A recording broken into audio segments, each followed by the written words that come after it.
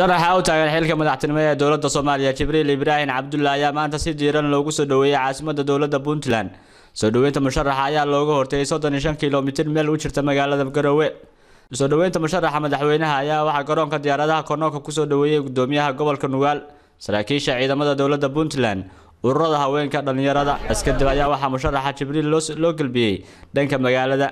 ugu horeyntii waxa bahda saxaafadda la hadlay gudoomiyaha gobolka Nugaal Cumar Cabdullaahi Faraweyne waxaana uu ku soo dhaweeyay magaalada Garowe musharaxa madaxweyne Jibriil Ibrahim Cabdulle. waxa kale uu sheegay inuu yahay Jibriil astaan Soomaaliyeed iyo mid qarannimada. madaxweynaha Soomaaliyeed mudane Jibriil waa idinka mahad celinaya. waxaan oran karaa waa astaan Soomaalinimo, waa astaan qarannimo, waa astaan isjacayl, waa astaan baadigoobkii qarankii Soomaaliyeed ee kala tagay oo hoggaan wacan aan helin. intaa kadib mudane musharax Jibriil ku soo dhawow shacabka reer Nugaaleed caasimadii Garowe Puntland. aad iyo aad ku soo dhawow. Garowe waxay u dhigan tahay California Soomaaliya wey.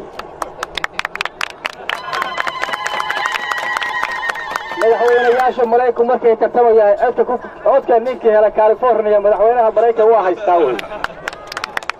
hadda waa u jeedaayo saaka codkii reer Nugaaleed oo dhan oo caasimadii Puntland oo dadka reer Puntland ku idin yihiin baa ku soo dhaweeyay.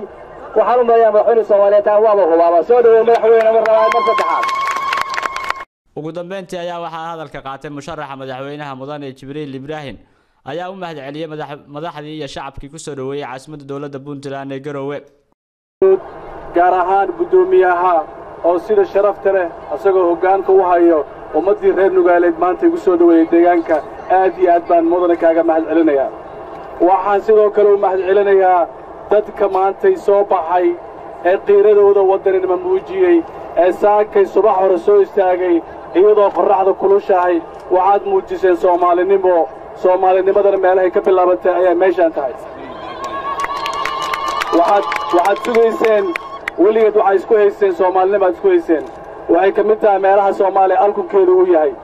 dhaqankeeda lagu yaqaanaa, karaamadeeda lagu yaqaanaa. maanta in aad taagnaataan qorraxda intaa leeg oo aad soo dhawaysaan oo aad ii soo dhawaysaan waxay astaan u tahay in dadkii iyo qarnabadii Soomaali raadinteeda bilaabatay. waxaan isleeyahay meesha ka bilaaban lahaydna waa meeshaan. waxaan rabaa inaan maanta idiin sheego qorraxda waxay u taagneed xaqiina inaa heshaan.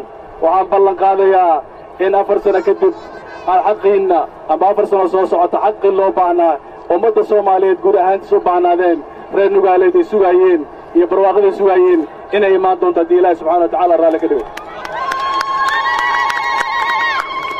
ummadda Soomaaliya way nagu raagtay, dibku wuu nagu raagay. ma doonayo inaan waqti badan geliyo. xaalado kala duwan baan isugu imaan doonaa. waxaan mar kale mahad ballaaran u soo jeedinayaa dhammaan dadka bulshaweynta Soomaaliyeed ee reer Puntland. waxaan uga mahad celinayaa shaqaday qabteen.